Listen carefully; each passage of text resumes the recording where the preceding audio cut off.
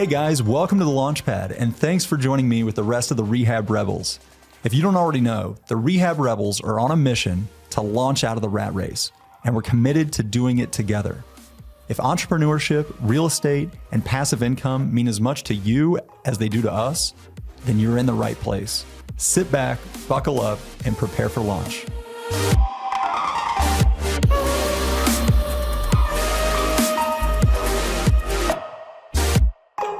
If you're enjoying our episodes, don't forget to subscribe to the Launchpad and like us on Spotify. Just tap one of the links below. By subscribing, you'll get new episodes delivered straight to your library every week. I can't wait for you guys to see today's episode with Phil Jackson. The level of scale and sophistication he's been able to achieve in a short time is nothing short of amazing. Get ready to take some notes because there are a lot of golden nuggets in this one. Hey, Rehab Rebels. I'm here today with Phil Jackson. Phil is the sole member of JL Real Estate Enterprises, LLC, and has been in the real estate investment business since 2017. After 4 years playing football at Northwest Missouri State, Phil started selling life insurance at Northwestern Mutual. In 2018, he got a job at a local lumber yard and also flipped his first home that year. And between 2018 and 2023, he went on to flip more than 80 homes and is on track to flip over 50 homes in 2024. So Phil, thank you so much for joining us today. You've accomplished so much in such a short amount of time that I really was excited to have you on the show because I know that so many people can learn so much from you, and to pick your brain about the mindset and the objectives. How do you get to where you are? So how did it all start? Was this whole plan part of the plan back when you were working at Northwestern Mutual? And you told me you went on to work at a lumber yard. So was it the plan from the start? How did it all come to be? Yeah, no. So I always knew, so I always tell the story. I was finishing up football as my senior year. Like, what am I going to do when I get done? Right. And I'm big into my faith and stuff. And so it's like divine intervention. I was watching YouTube. I don't know what I was watching, but a Ty Lopez ad came on. It was like an hour long. And I watched the whole ad. And it just got me out of the mindset of the 9 to 5. Again, nothing wrong with the 9 to 5. A lot of people, survive that way, pay their bills that way, are affluent that way, right? But I knew I wanted to do something different and kind of be on my own. And so that just kind of set me off onto like, okay, so what is it do I want to do when I get done? In real estate, my buddy DeAndre, he left college before I did, and did like a fortune builders class and then told me all about it. And I think that's when I was like, okay, yeah, this sounds like something I want to do. So when I got done, I started the LLC, and we actually started together. It was Real Home Revolutions. He now does like homeowner work, like for big remodels and stuff like that. And so I solely focus on the real estate side. But that's when I knew like, okay, this is what I wanted to do, really for the rest of my life is, be involved in real estate. And obviously it'll aspire to be other things as well as I learn and grow. But that's kind of how I got started.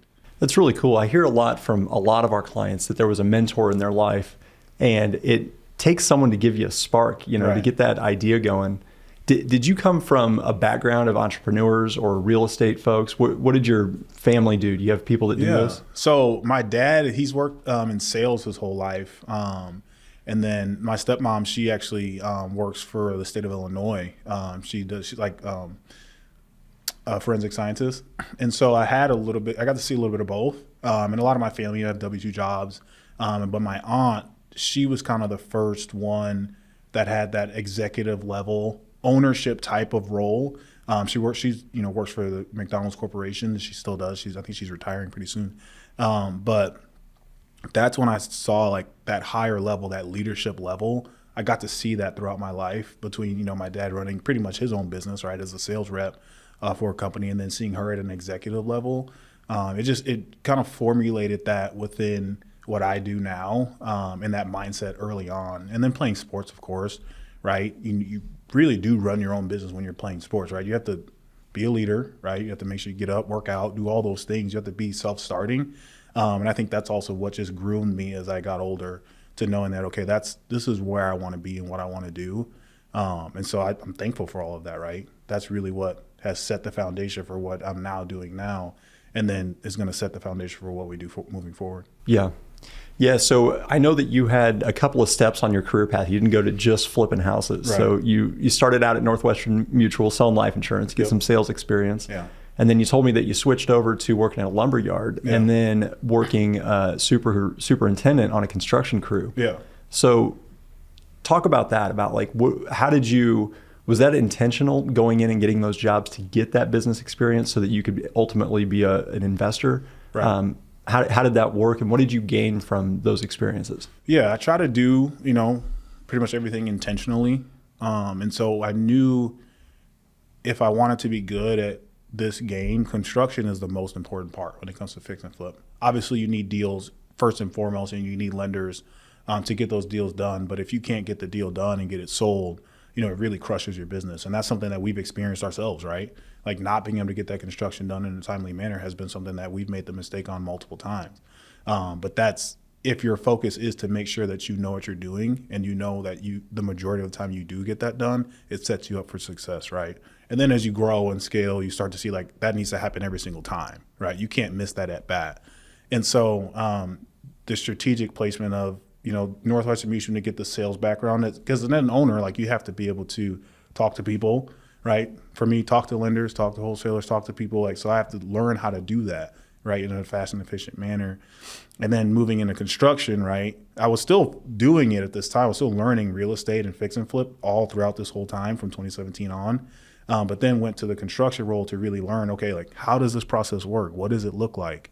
How do I manage it? Because if I can I don't necessarily do the work, but if I know how to manage the work, that's as a business owner, right? Now we're managing contractors. We know how it needs to be done. Am I swinging the hammer? No, right? But in that owner mentality, like you have to know how things need to be done, but manage the process and manage the system, and then eventually manage people on top of that who are managing the process and managing the system. So it was super strategic in going into those fields and then moving into lumber, again, back into that sales role, because I got the construction knowledge that I felt that I needed to do what we were looking to do, right? We weren't looking to do new builds or huge remodels, which we did. We don't do that anymore. But for what I needed, I just needed a general construction knowledge. So I'm looking at this graph on the screen, and in 2018, you did 2 homes. In 2019, you did, I think it was 4 or 5 homes. And then you jumped up to, I think, 7 or 8 in 2020. But then look at 2021. You go up to 12, and then 2022, you're up to 28, and then over 30 in 2023. So I want to talk about what happened here. I mean, this graph, that's exponential growth. That's not just like a steady line. That's a curve right there. What does it take to get that curve? What happened? How did that happen? Like I said, intentionality. There's a lot of things within those numbers. I mean, those numbers sound great, right? We're still growing, right? We're still learning the game. But making systematic changes consistently year after year is how we were able to continually do, what you see there. And so that's where being intentional on the front end, right? Changing our buy box as we went, right? And then moving to, working with the right contractors, working with the right lenders, all of those things and all of those that you need for a business. That's what we always continually changed, and that's how we exponentially grew over time. And then this year, like for us, the big thing is execution, right? How do we execute 50 flips well? Not just execute 50, because you can do 50 flips, but are you going to do them well, right? Are you going to be profitable? Mm-hmm. So like that's our big focus this year, is really like setting up the business to be able to execute those profitably and execute in a high manner to be able to then move to 75 or 100 eventually down the road. So can you talk about the mindset? Because I know there's a mindset shift that has to take place. Yeah. It's a different mindset from a person that's doing a couple a year to going to doing 50 a year. Yeah. How does that mindset change? I think you just have to build the foundation in your business to where it can handle that amount of deals in a year, right? So for us, it was finding the right lenders that we can work with who will let us, not bring a ton of money to the table on every single deal, right? That's like super important, because you can do more when you can keep cash in the bank, right? Finding wholesalers who can send us deals, finding the good wholesalers in the market. That's one of the most important things that I did. It was like, when I first started, I was networking, meeting 30 to 40 people a week. It's like telling them my story. Hey, here's what we're trying to do. Here's where we're trying to go. If they were a wholesaler, how many deals are you going to do this year? We're looking to buy 3 a month, right? Because that's something that you feel you can provide. And so those things were where we were able to like take, okay, we're talking to these people, we're telling them our story, we're telling them what we want to do, how can we help them get to where they're trying to go, and then make that mutual relationship. Yeah, so you're talking a lot about networking and finding the right people. And I know there's also an element of the process that changes. How's the process change? What are some specific things that you had to do to implement that growth and keep it all on the rails? Yeah, so with the right people, right, the process, we have lots of documentation on how we do things now. And we're actually doing that to an even greater level now. Are you talking handbooks, or what does that look like in the the real just world? Things that we have on Google Drive. So yeah, think of it as a handbook. It's not like a full training manual or anything like that, but and then lots of conversations, right? So we have a project manager now who I used to manage the jobs, right? So I taught him, hey, this is how we manage jobs for jail residential. He already knew how to, right? But like, this is how we do it for the business from a flip standpoint, right? So having those conversations, being intentional about that, and then watching that process and managing it over time. And then obviously you take that to lending. Okay, talk to my lender, say, here's what we typically see with what we're paying with other lenders right now. Is that something that fits your mold? Or, do they charge more than our other lenders that we have now? Do they charge less? Are they in the middle? Do they fit that mold? So we kind of just set up different molds within the business and then found people who fit within that, because we knew that's what was going to help us, be successful and do the amount of deals that we want to do. Okay. Yeah, that makes a lot of sense. So you told me that you use Builder Trend, and that's one of the tools that you use to keep everything moving. Why do you like Builder Trend? Did you try other products? Have you used others in the past? Yeah. So actually, I think, it's probably more that I haven't used anything else. Builder Trend was what I used when I worked at Owen Homes was the company that I worked at. They do phenomenal work.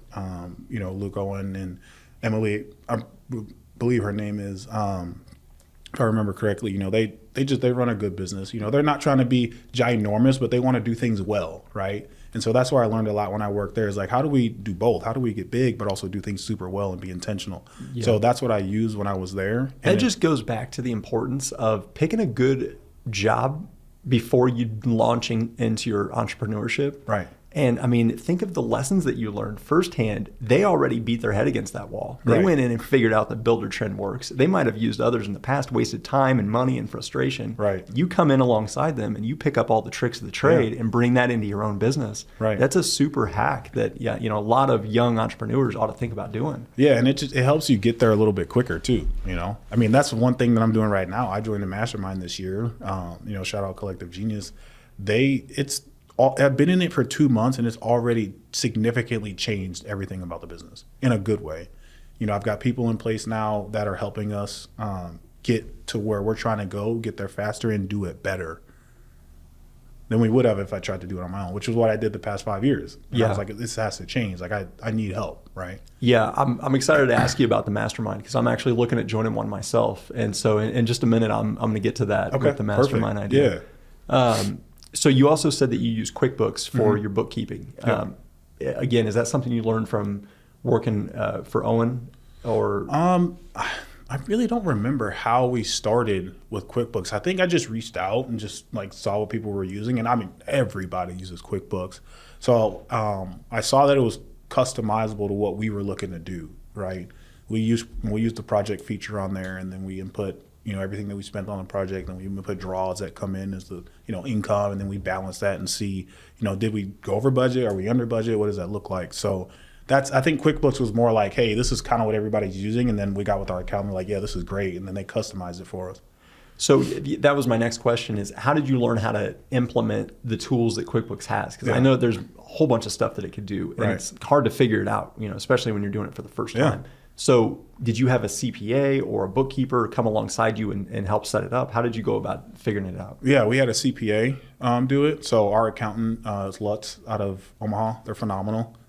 They set everything up for us. So we usually add them in there as an accountant, and he literally set everything up. And then all we have to do is go in and categorize things.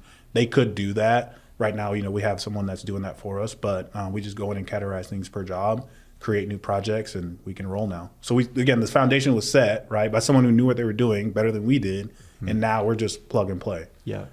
I'm starting to see that that's actually a really big key to your story of your success, is that you've taken lessons learned by other people and implemented them yourself. Right. And you're gaining the experience from that. Yeah. And you're saving yourself the headache and the frustration of having to go in and figure it all out yourself. Right. Exactly. So how did you choose Lutz? Did they have experience with bookkeeping for construction projects? Yeah. So again, reached out to my network, say, hey, who's using who? And one of my other lenders actually said that that's who they're using out of Omaha. And I was like, oh, great. And I called them and we had a conversation and it's like, this works great. Because we weren't like the ginormous at the time. Not that we are now by any means. But we weren't very big at that time. So it wasn't like I needed to find somebody who was strategically perfect for us. I just needed an accountant who could help us with QuickBooks and then help us with accounting at the end of the year. Yeah, that's so great. And I personally have a lot to learn from that because I tend to go in and beat my hard head against the wall and just like, ultimately I'll figure out the thing that works, but it takes me years and a bunch of effort. And Right. if I would just reach out to folks who've been there and done that a little bit better. I mean, I do it from time to time, but, Right.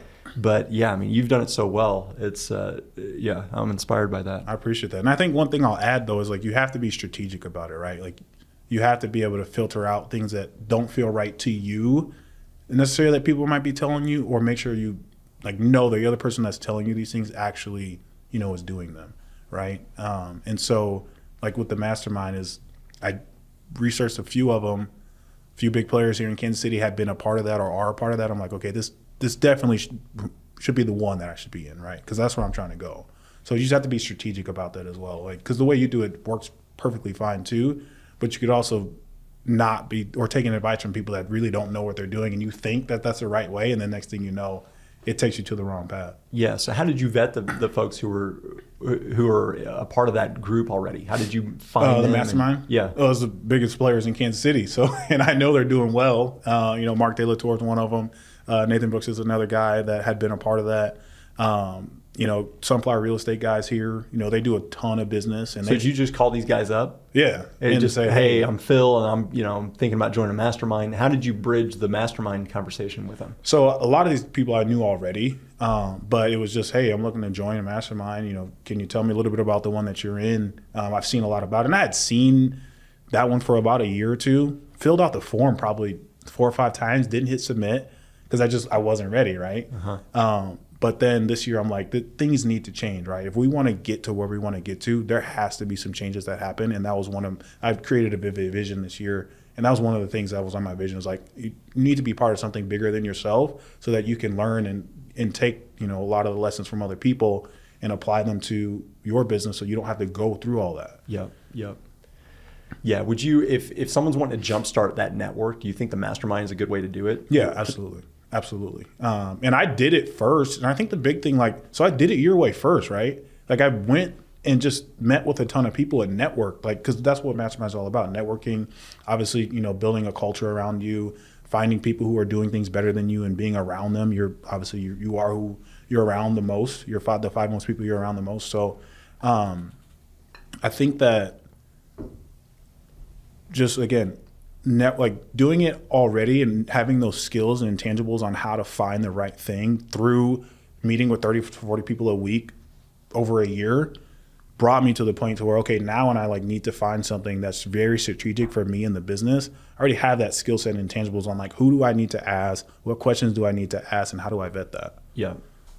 Okay, so the next thing I want to touch on is how you go about finding the deals that you get. You said you do some wholesaling and you're looking into some direct marketing. Yep. Can you talk about wholesaling? How does that work? What's your experience been? Yeah, so we buy from wholesalers. We're actually looking to get into doing some wholesaling, but our direct to seller stuff is really going to feed the flip business. That's the main purpose of it. So basically what I did was I went around Kansas City and just tried to find who all the wholesalers, went shotgun approach, right? Anybody who's a wholesaler, I want to talk to, because this is what I'm doing, again, through that networking that I was talking about. And then I got strategic with it, right? Out of all the data that I gathered, right? Okay, who's actually sending out good deals? Who's sending out a lot of deals?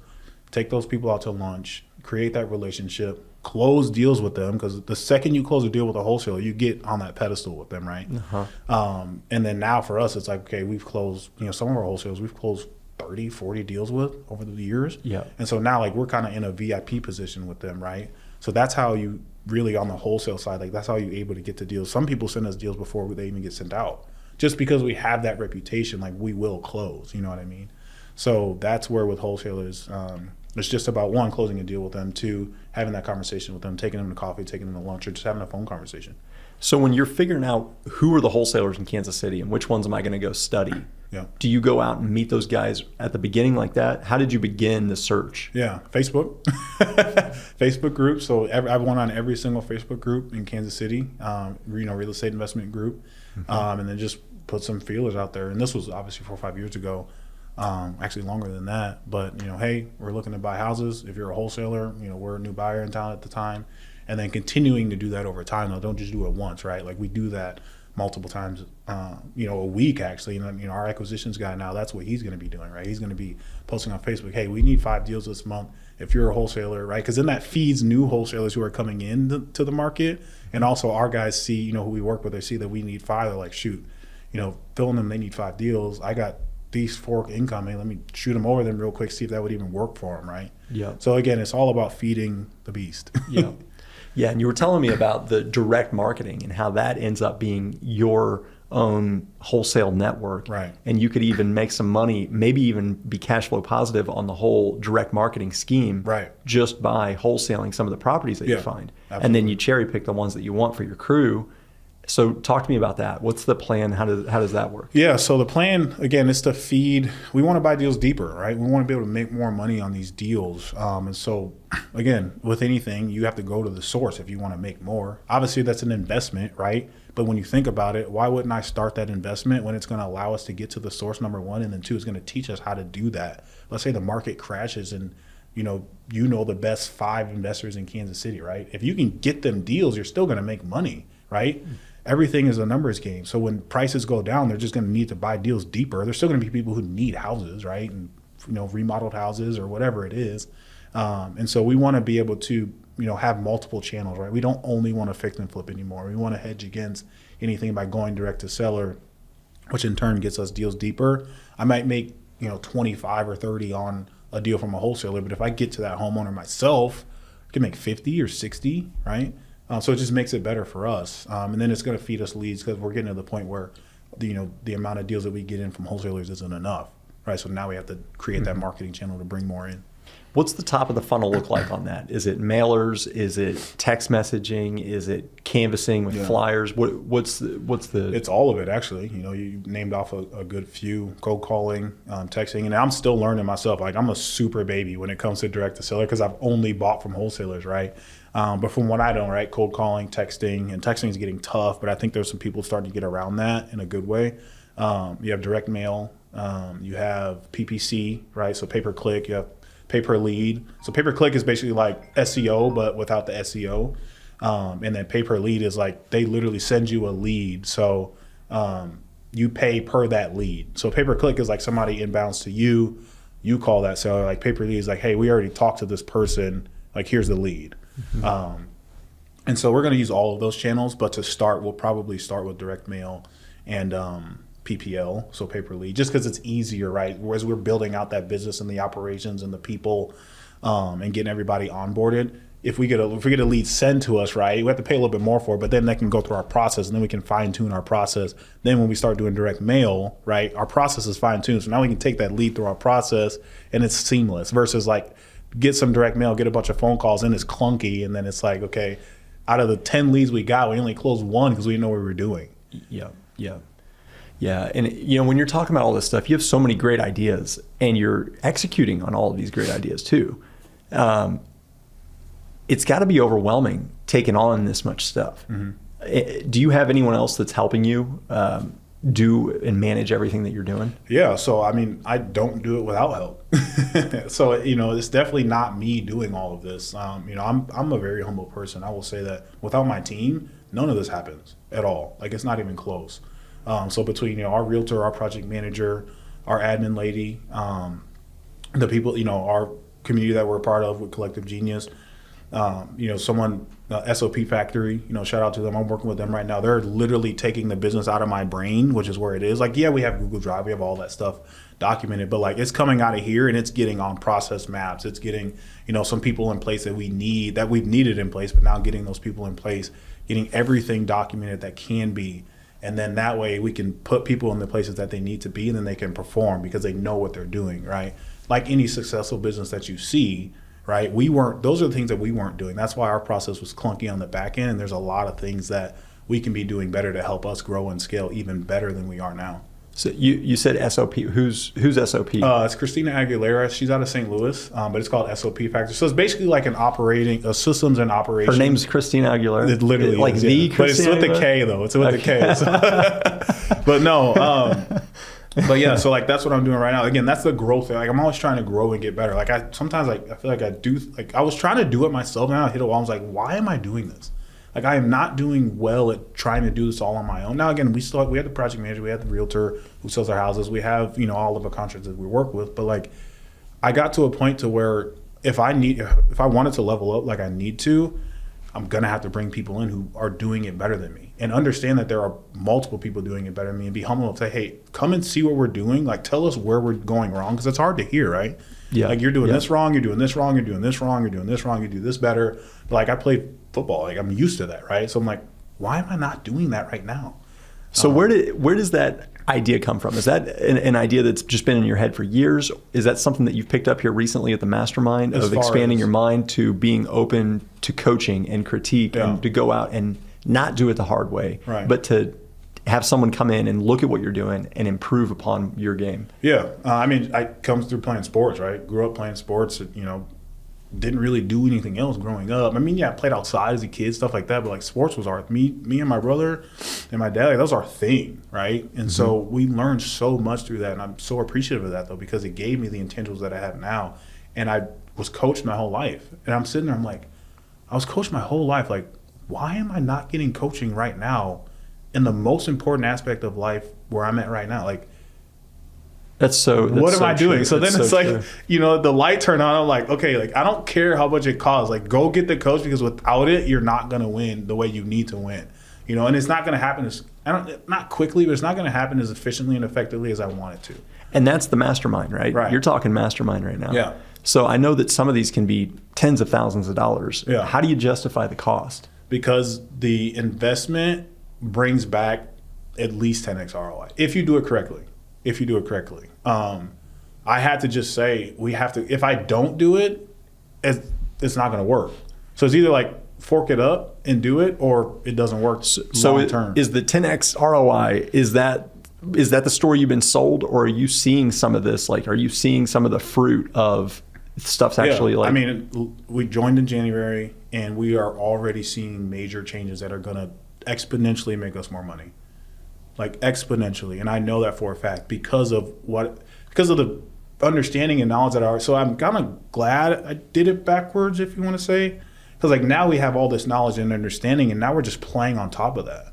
Like, so when something's inserted for us now, it's going to happen 15 times ROI because we're already doing so much. If I was just doing one flip, like doing it would still be good, and I'll obviously on the long term it's going to help us be better, but like we're doing 10. So we insert that one thing, and it makes everything better that much faster. Your existing systems magnify it. Right. It's like an amplifier for growth. Exactly. Yeah. You've inspired me to go look into some of these, because there are some in our space, and they're so expensive. And I think, man, I could just Google it.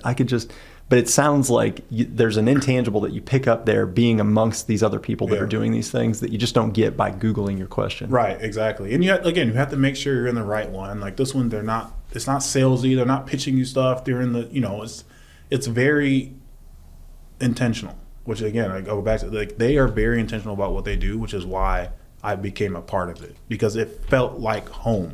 Right. And so you have to make sure that you research and make sure that it feels right to you, because that's all that matters, right? Whether or not it's right, you'll figure that out eventually. But like, if it feels right to you, that's where you make that jump. But again, like you get places a lot quicker with coaches. I mean, the best players in the world in any sport, women's, men's, whatever, like they have coaches. Like you're like, why does LeBron have a coach? It's like, because you still need somebody on the outside looking in. That's a great point. Why does LeBron need a coach? Right. Yeah, because he's trying to improve his game. Right. And he might, like, sometimes you're like, you can tell that he's like, I don't need it. but he knows he does. Jordan. I mean, all of them, right? Yeah. I mean, Jordan had a trainer that he paid because he knew that he needed somebody on the outside looking in who may not have been a better athlete than him, but knew what they were doing and got him to that next level. Yeah, yeah. That's really good stuff. So I want to go back to the house flipping. How do you find the right deals? Yeah. I know that you've done wholesaling. You're working on the direct marketing. Mm-hmm. How do you know that the deal that you're looking at is a good one? So you have your lead source, but I'm talking making a decision on one that's in front of you. Underwriting, right? Is what you're pretty much talking about. Same thing you guys do, right? Yeah. So we take a look at, we have a buy box, right? So we have certain areas in Kansas City that we'll buy, certain age. That's what buy box means? Yeah. So it's like criteria, as they call it, right? So like age, style of home. We do 1,000 square feet or more, 3 beds or more, 1 bath or more. Obviously, you got to have a bathroom. So I usually don't even say that. We pretty much do the suburbs of Kansas City, so like all the suburbs, but we have it listed on that sheet. And so, again, that goes back to that systems and processes, right? So like the system for underwriting is like, here is where you start. Like if it doesn't fit within this, we don't buy it. Because, again, the front end, and this is all, I've learned all this over time, but really like the last 2 years is when I've really picked it up. The front end is what helps the middle construction, right? So deals is what help construction either be easy or hard. And then your cash conversion, obviously, how good deals, right deals for what you want to do, get them done, get them on the market, get them sold, right? And so you can alleviate that process from being, for most people, 6 to 9 months on flips. We try to get loans closed out now in like 2 to 4 months, right? Because again, I've learned from the past. Like we've had flips that took a year and a half too, like because it was too big of a job. We shouldn't have got it, right? And so like now it's like, okay, everything has to be pretty much cosmetic. We'll do foundations, we'll do other stuff as well, but like it's got to be able to be done in 45 days or less, pretty much. And then we have to get that house on the market, and then I need to know it's going to sell fairly quickly, right? Which area, type of home, and then how much work it needs, right? We try to say, between 80,000 or less on our flips. So how do you go about managing the crew? You've got the right deal. You know your numbers work. Yeah. You're picking the right zones in the real estate market to work in. Yeah. But now you need to have guys there on the ground, knocking it out on time. How do you manage the people part of it? Yeah. So that's changed so many times just because we've, again, knocked our head on the wall multiple times with the way that we've done things in the past. Basically, once we get a deal done, we're creating that scope of work. We're creating the materials list for that. And then from there, we're getting a crew ready. So we have multiple crews that we work with now, and we pretty much have those crews do everything. We don't have them do any plumbing, electrical, HVAC. Licensed guys for that only. We don't want that liability of somebody not licensed if something happens. I want to be able to say, hey, that was a licensed electrician that did that work. So we have our trades guys, and we have our crews that do the work. And so for me, my mindset is, again, we're going to produce a good product. Right, but this isn't $1 million house. Like it's a remodel. It needs to be very good, done well for a family. It doesn't need to be absolutely immaculate. Right, there's a difference between doing an immaculate flip and something that you spent a ton of money on, and doing something that's it's almost like a track house, right? Yeah. Like you have your new builders who do custom homes, and you have your new builders. And that's the way I think of it. You have your new builders who do custom homes, like Owen Homes, immaculate. Like you are not going to get a better product, right? Mm-hmm. Then you have your new builders like who do track homes. Again, it's really good work, but it's not like $1 million work, right? There's a big difference. So that's how we think of the flips. It's like, it's going to be good work, but it's not $1 million house, right? So you have to think about that when you're doing it. You can't get caught up in that. And so that crew, they do pretty much drywall through finish, except for like we have a countertop guy, we have a flooring guy, things like that. And that's how we are able to get those jobs done in a timely manner. So we kind of make it, the less people that are in the house at a time, the faster you can get the construction done and the more efficient you can be. Right, so we don't do like trades for every single. We don't like drywall guy, trim guy, paint guy. Like we use crews who, there's a guy on the crew who knows how to do pretty much all of it in some form or fashion. One of the 4 guys, but like they then lead like the next guy. Right, it's like the guy who's really good at drywall, like, he's leading the other 3 guys, and then the guy who's good at paint, then he's now leading the other 3 guys. Right, so it still produces a good product. Yeah, yeah. What does the organizational chart look like for your core group, not your subs that are licensed people, but the people that you have working that's the core group? Is there a guy that's in charge of them? Mm-hmm. How many does he have working under him? Do you have multiple managers? Yeah. How many jobs are they working on at one time? Yeah, so we have one project manager. He does a phenomenal job. And he basically manages everything, and we're actually getting ready to drop in a construction coordinator who's going to manage all the admin work that the project manager needs to do, right? So budgets, builder trend, like making sure the schedule is up to date. So he's sitting on it. He's running the computer. Punch lists. Yeah. Well, he's doing both, right? But I'm seeing that I want to stay lean, right? I don't want to like have a ton of people, right? Well, you can stay lean, but be smart about it, right? So like he's going to be in the field now. And then the construction coordinator is going to be like in office, almost like your commercial type where you have your superintendent and you have your project supervisor or manager. I can't remember what they call it, but like the superintendent's more in the office, or it might be backwards. Either way, you have someone more in the office and then you have someone more out in the field, right? Mm-hmm. And they kind of play together because it's hard for someone to do both, like be super effective out in the field, but then have a ton of office work to do. And so that's where we're going to like take that commercial aspect and plop it in on the flip side. So where construction coordinator is doing all admin work, schedules, making sure that resolutions are taken care of, punch lists, just everything admin wise that goes into project management. And then he's going to be in the field where he can do like our verification walls, like, is the drywall good? Like, is everything smooth? Is everything sanded? Does the texture look good? Is there any texture that's messed up? Like, he can take pictures, do our verification walk more often than he does now because he's got to go home, do builder training, like keep everything up to date. And then like the construction coordinator will be checking like, hey, are you at the job today? Like just little stuff where he can be in the field more focused on the job. And so like he's a project manager. We're going to implement that construction coordinator position here pretty soon. And then the crews, they're all 1099 contractors. So they don't like work for the That was my business. next question. We try to keep them as busy as possible so they don't go off anywhere else and treat them well. But they're all 1099 contractors for the business. How many 1099 guys that aren't licensed do you have? So usually crews are 3 to 4. Right now we have, I think, 8 or 9 different crews that we work with. Okay. And is it so that you'll keep some of them busy sometimes and then call them up and say, hey guys, we don't have anything. We'll call you back when we're busy. Well, our goal is we've been doing a pretty good job of keeping them busy for the most part.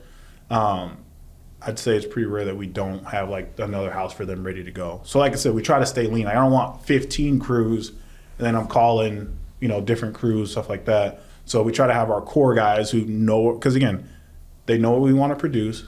It makes it easier on the back end. So our scope of works are very general because we know what product we want to produce on the end, right? So they're still given a scope of work of what they're going to do, but like they've worked with us before. You know what it means when they say this shorthand, whatever. Right. Yeah. Exactly. So and then when there's new, right, we're spending a lot more time with them because then they're learning our process, learning what we produce and how we want to produce it. Yeah. Okay.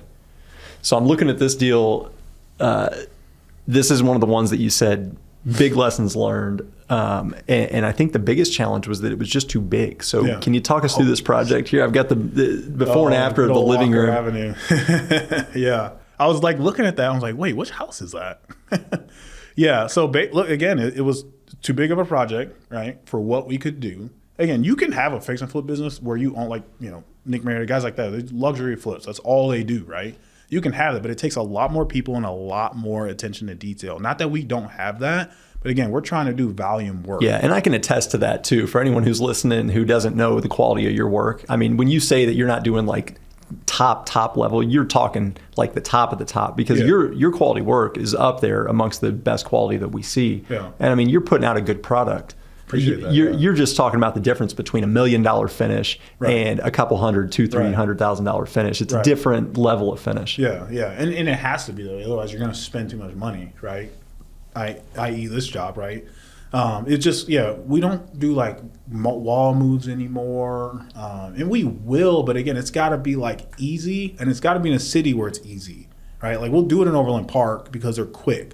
Permitting process is super fast. You can permit in 2 or 3 days, right? So like we're strategic about that as well. But again, that's not what we normally do, right? We're normally like cosmetic, but our style of house also helps with that. Like we only do ranches, split level, so any type of split, and then 1.5 and 2-story, right? Most of those houses were built recently, 1960 or sooner. So that front end helps us on now where we don't have to worry about moving walls because in 1965, 1970 split level, in Lee Summit, I don't have to move the walls to get the ARV that we want to get, right? And we're also going to spend less on the rehab. So even if it's not going to hit let's say I could have sold it for 320. If I blew everything out and opened up the kitchen and did all this, like great, but I could sell that same house for 299 and update everything very nicely, right? And it's a very good product. And what do people need right now? Interest rates are high. People need something that they can live in, that they want, especially our generation. They don't want something that they want to work on, right? They want something that is very nice and clean and they can live in. And so that's what we try to produce without blowing everything out, doing this and doing that and upgrading this and upgrading that. As far as like all new electrical, like again, 1960 or newer, that stuff's probably already fine. Now, if it's not, we'll fix it, right? Our electrician goes in there and says, hey, we need to fix this, this, and this. The panel needs to be new, whatever it is. But it just allows us to seamlessly go through those projects because we're not doing all this work, dealing with permits, dealing with the city. Because again, you got to remember, we're doing volume, right? So I don't want 10 projects that I'm blowing everything out completely and doing all new with where we're at right now. So on this one here that we're looking at, what is it about this property that would cancel it from your buy box? Just too much work. It fits all the criteria right now, but it's more than $80,000 remodel. Okay, $80,000 budget limit. That's where we try to stay. Again, I'll do 100, but again, it's got to be seamless. It's got to be a quick remodel. It's just a big house, right? Because the bigger the house, the more you're going to spend, no matter what. And then I'm not moving walls, right?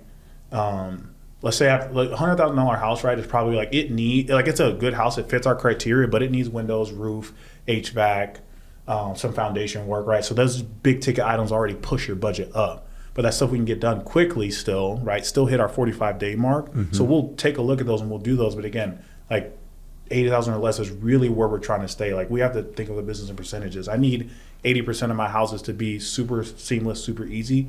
20% of them can be a little bit above what we normally like to do. Yeah. It's interesting that you're really taking a very similar approach to the way that we are with our loans, because we're right here with you guys. And I mean, we're partnering with you on these deals. And we've made a policy of limiting our loan amount to $300,000 because here in Kansas City, you can get a pretty decent house for $300,000. Especially if our loan amount's $300,000, right. You're selling it for $400,000. What, like $400,000 to $450,000 to $500,000? I mean, $500,000, great. It's a good deal. Yeah, right. Send it my way. Yeah, so that's been our limit. But lately, we've realized that we are losing out on some good quality builders like yourself that do a little bit more expensive housing, and our limit is blocking them out. What are your thoughts on that? I think it just depends on, truly one, it goes down, what are you guys trying to do as a business, right? Which I know you guys know that. And then once you get past that portion, it's like, is that something that we want to start to dabble in? Okay, yes. Okay, well, now make sure it's people that know what they're doing. If it's a first timer, has no construction experience at all, right? Probably not, because that's going to be a big project for them. Unless they have a GC that they're partnering with that might be on title with them or something, right? And they know what they're doing. Now, if you have a builder who's been building forever and now they want to do their first flip and they're doing some big project, a lot different, right? Like it's a different type. They know what they're doing. They already have the crews and stuff for that, right? So that's the way if I were you guys, like I think about it that way. It's like, okay, it'll probably be case by case for that, but most of our business is already systematized, right? Like those are the home runs for you guys to help you level up in business. What pays the bills is what you guys do normally. Yeah. And that is kind of the trap of getting overly systemized. And as you know, you and I have talked a lot about systems. I love systems. Right. And I mean, they provide freedom, they provide consistency, they allow you to manage risk, but they can kind of put you in a corner. Right. And this is an example of how some of our systems have put us into a corner. Yeah. And I think that there's always a chance to go in and adjust the system and allow for some new buy box territory on things that you can do with certain people. Yeah. It's just continually evolving. I don't think you bypass the system. The system is critical. If you're going to do scale and if you're going to manage risk, you have to have systems. Yeah. Absolutely. But you can kind of pigeonhole yourself with systems sometimes. Well, and I think the beauty of that, right, is you can have your core systems, right? But then you can have when you get big enough, you can have a department for the fun stuff, right? Like when we get to the point to where I feel like we're in a really, really good spot, that doesn't mean like I won't ever do a big job again, right? But it's going to be real strategic if we do, right? Yep. So let's say, we have 15 going on, 12 of them can be our normal, and then we have 3 deals that we're going to make 150, 200 grand on, but it's a bigger job. Like I can have the team for that, right? Like specific project manager for that, specific construction coordinator for that, specific designer for that, and that's all baked in. But like our core business is still happening, so that's now just another facet, right? You think vertical integration, we're doing fix and flip, we're going to do wholesale, and then at some point in time, because I love these jobs, but it doesn't pay the bills, and if you do them wrong, it goes real south real quick, right? Yep. And so like we're trying to do volume, so that doesn't fit our mold, but at some point in time, we can get back to that and have fun with it, right? Because we're doing this right, and now we can have a little bit of fun. Yeah, that's good stuff, man. So what's the vision for JL? The next 5-10 years? I can't wait to see what you do. I mean, I've told you before, like I could see you just doing really big things in the future. Yeah. So what do you see? Yeah, so we're super, super focused on like this year and execution. I'll say that first. But in the next 5 to 10, I kind of see myself as being in a pure owner role. Probably will have a COO at that point in time who's operating the business, and then I'm more that vision, like I'm truly playing that visionary play. And then we want to get into apartments and things like that, right? I think I'll keep that baseline of like fix and flip, right? Value add, let's call it, right? That's what it's called. But we'll do that with apartments, right? We'll do that with commercial buildings, right? And so that's where I really see it going. And then so again, we have our foundational business that really is like working well. And then now we're starting to branch off into other things, right? Rentals, Airbnb, things like that. So that's what I see on the long term. But that's like you said, 5-10 years down the road. Right now, it's just like, let's focus on right now, get really good at what we're doing right now in these two facets. Because again, a lot of people, they'll do 10 different things and you're like, how can you get good at 2 or 3 of those and be profitable, right? Yeah. So like I'm really focusing on fix and flip, direct to seller. I'm not even saying wholesale because again, that's not the point of us going to direct to seller. Not that we won't, right? Because that's great cash in the door quick. Right. And you can pay for that operation with wholesaling some of them. Exactly. But we're really focused on execution this year because it has to happen for us. Yeah. So what needs to happen to get you from where you are now to these new and improved things that you're talking about, doing apartments, doing bigger deals? I'd say probably 5 years of doing fix and flip in the direct to seller well. Like it's funny. I'm like Gary Vee. It's like macro patient, but micro speed. Like I'm micro, like let's go now. But macro, I'm like I want to get there, but I'm perfectly fine if that takes 5 to 10 years. I resonate with that a lot. I've never heard someone say that before, but I relate to that. Because I want to do the little things right now. I mean, no patience for all the little things. Yeah. But the big picture, I feel like if you lay the foundation firmly enough, the big picture will materialize. Right. And if you put these objectives on your horizon and you're constantly looking at them and moving towards them, but don't rush it. Right. Don't go in and become a jack of all trades. Right. Be an expert at the first thing that you're doing, and then you start vertically integrating the rest of these things that you're working on. No, and I think for me, it's just, and I think for anyone, it's like, that doesn't mean you can't work. That doesn't mean I can't learn about apartments in the interim, right? Or learn about commercial, or learn about Airbnb. I mean, we've done Airbnb in the past. So we, again, went back to like super focus. We kicked the Airbnb that we had downtown. Not because of everything of the changes, but just because of like that's taking away like my focus from what I'm doing now. And we had a manager in for it, everything. But again, I was like, this year is focus, right? Like we're not doing anything else but these 2 things. And so again, not that you can't read up on it, learn about it, start creating relationships around it and slowly, pour that footer, right? And then 2 years later, come back and like start building a foundation for that. But like, again, biggest thing I learned in this mastermind, a lot of people go for wealth first, but they forget about wealthy people and rich people have a very large active income. Mm-hmm.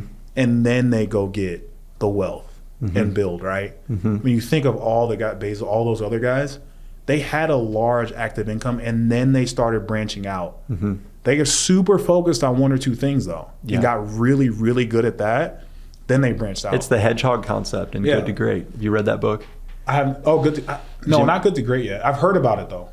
Love that book. Jim Collins, you'd love it. Yeah. Good to Great. It's one of the best books I've read. Okay, final slide. Woulda, coulda, shoulda. If you could go back to the beginning, however many years ago that was now for you, what would you do differently? I mean, you had a pretty good run. So, I mean, it's not a lot to change. But trust me, there's a lot to do differently. I wouldn't buy any big jobs. I would not buy one single house that needed more than a year. I would do what I'm doing now, but do it 6 years ago. It's don't get deal happy. I was getting deal happy, right? Put in my analyzer, it's going to make $70,000-$100,000. But I wasn't ready for that yet. I wasn't ready for that $150,000, $200,000 remodel, right? We got it done, right? But did we get it done well? Were we profitable? No, right? And I'll admit that forever, right? And so I would have taken what I'm doing now and just started with that. And that was my plan, but I got deal happy. I got hungry. I got ambitious, right? So easy. So now I'm taking that same ambition, but revamping it to this is the way that you're going to make it, right? And so I would have just actually stuck to that over the 5-6 years that I've been doing it. Yeah, man. Well, that's really good. It's been a blast being here with you. And I mean, just knowing you throughout your whole career and partnering with you on these deals, truly it's a blessing to know you and to work with you. And for you sharing your wealth of knowledge that you've earned the hard way through these years. Thank you for sharing with us today. Absolutely. Yeah. Thank you for having me on. Appreciate you guys have been an integral part of the business from day one, really, literally. I mean, I remember Bernie giving me the old lecture. It's like, hey, you're 23 and I want to get in this. So I got an hour lecture about it, but I'll always appreciate Bernie and you guys, man. It's just been great. I appreciate you guys continuing to be a partner. I appreciate you guys, working through, because we kind of changed together, right? You guys would make changes and they were like, hey, that doesn't kind of fit our system, but let's still make it work. And we did, right? And so that's why I really appreciate that. It wouldn't happen without a lot of the lenders that we have, and especially you guys. So yeah. Well, thank you so much, Phil. Absolutely. We appreciate you, and thank you for being here today. Yeah, it was phenomenal. This was fun. Yeah, it really was.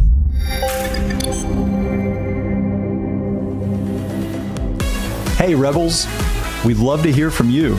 Please take a moment to rate and review the Launchpad. Your feedback helps us improve and reach more listeners like you.